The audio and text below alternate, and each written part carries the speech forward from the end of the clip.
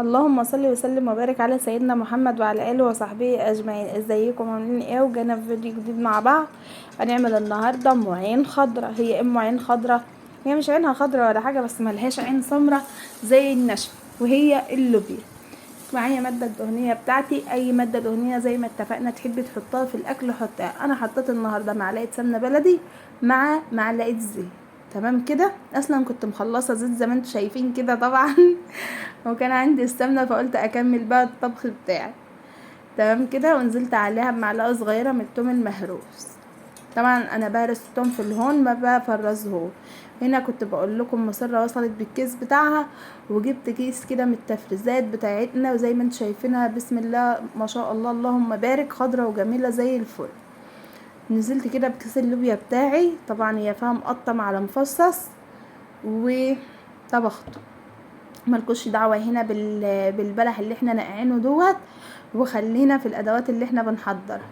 معايا كده بصلايه على قرن فلفل على معلقه صغيره من الثوم المهروس، جبتها قدامكم من الهون، بحبه توابل همسكهم ادعكهم في بعض دلوقتي، وانزل العصاره بتاعه البصل اللي هي الميه يعني. عايزه تشوحها على النار مع الكبد والقوانص ديت، هحشي بها الديك البلد اللي انتوا شايفينه دوت محطوط في مصر.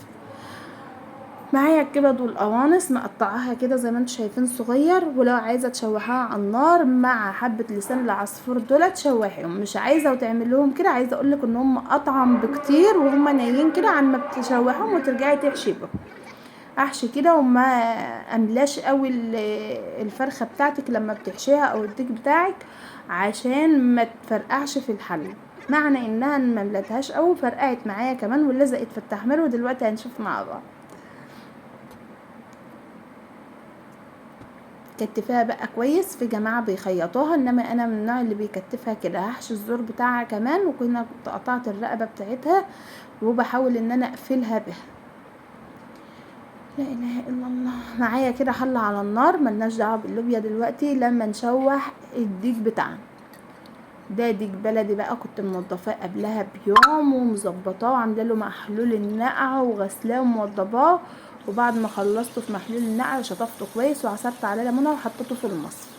هنزل بقى بالديك بتاعي او الفرخه بتاعتك على حسب ما بتطبخي، حتى لو بطايه عامله لها نفس التتبيله كده، تنزلي عليها بقى في السمنه والزيت، او السمنه الوحيده او الزيت لوحده. تنزلي عليه بعد ما يسخن، بعد ما يسخن ما تحطوش وهو بارد، والحله بتاعتك تسخن كده وتسمعي صوت الطشطشه. نزلت بفلفل اسمر وكزبره ناشفه عليها كده، وافضل اقلب فيها زي ما انت شايفه. بمسك الحله واقعد اشوح فيها كده شمال ويمين من غير معالي. لا اله الا الله. عاوزين ندعي دعوة حلوة لاخواتنا في فلسطين كده يا جماعة، ربنا ينصرهم ان شاء الله ويرجعهم ديارهم سالمين. نزلنا كده بالطماطمية والبصلة بتاعتنا، وزي ما انتم شايفين عصرت الطماطمية كده عشان تنزلي صوصها كده في قلب المادة الدهنية تحوله. عايزه اقولك ان في الوقت دوت بتخليلك لما تسيبيها تتشوح شويه كده وتسمعي صوت الطشطشه كده. مش طبعا تسيبيها لحد ما تتحرق وتقولي احنا بنسمع صوت الطشطشه، لا، لحد ما تلاقي البهاريز بتاعتك نازله كده ملونه وحلوه. تنزلي عليها بالميه او تسيبيها تتلوح كده. انا غطيت عليها بصراحه وسبتها تتلوح لحد ما تاخد وتدي كده بشكل ودي. تعالوا كده نشوف اللوبيا بتاعتنا، وكانت غيرت لون شويه. هنزل عليها بالبهار بتاعي بقى ومعلقه صغيره من الثوم المهروس.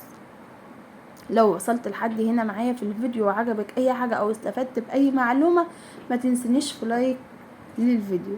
لو لسه ما اشتركتش اشتركي كده عشان نكبر بكم ونبقى جمهوريه مع بعض، ونبقى اصدقاء واخوات كتار طبعا. تمام. اغطي عليها بقى واسيبها تتشوح براحتها عم اضرب لها الطماطم وانزل الميه على الفرخ. طبعا انا هنا نسيت، وهنا كنت فصلت شوية عشان صوت الناس اللي في الشارع وبتنده، ربنا يرزق الجميع يا رب. فقلنا الصوت ما يلغوش بالزيادة. نسيت اقول لكم ان انا كنت بقول لكم انا نسيت احط ميه على النار تغلي او تسخن جنبي عشان انزل عليها للزفر او الفراخ بتاعتي، او نسيت اشغل الكتل جنبي او الكلام ده. فنزلت بميه سخنه في الازازه عاديه، يعني ازازه، ونزلت طالما مش في التلاجة هتبقى سخنة اوريدي يعني. ضربت الطماطم بتاعتي وصفيتها حطيتها كده، عما اللوبيا بتاعتي اتشوحت او اتلوحت، ونزلت على اللوبيا بالطماطم. وزي ما انتم شايفين الشوربه كده بتغلي، بوريكم المرحله ديت لون الشوربه عامل ازاي والبهاريز اللي واصله في جنب. اللوبيا بتاعتي بينت قدامها كده على الوش وبقت حلوه جدا. هزود لها بس نص كوبايه ميه وتاخد غلوه وانزلها من على النار. هنا كنت بشوفها استوت ولا لا. طبعا جيت احمر الفرخه بتاعتي البلدي او الديك بتاع البلدي،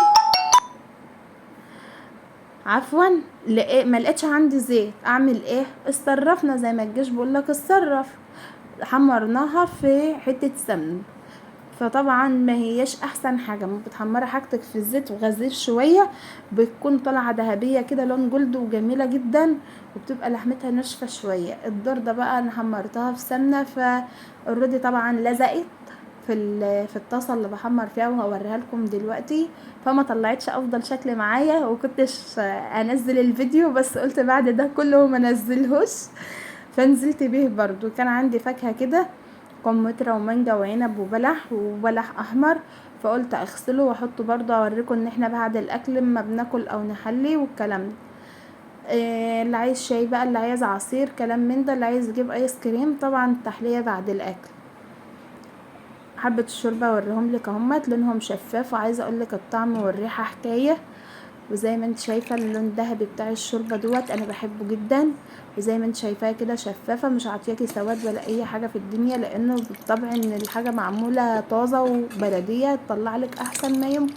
ودي اللوبيا بتاعتي التقليه بتاعتها لا تقيله جدا ولا هي خفيفه خالص، زي ما انت شايفاها كده معلمه على الكرنيب او الحاجه اللي انت بتقدمي بها، الاقدام بتاعتها باينه كده على الوش جميله. لو كنت عامله معاهم رز ساده ابيض كده من غير شعريه ولا محمره رز ولا كلام من ده.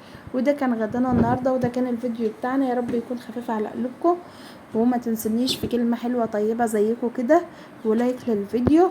ولو لسه ما اشتركتيش فضلا وليس امرا ما تنسيش الاشتراك عندي، واشوفكم في فيديو جديد ان شاء الله. باي باي.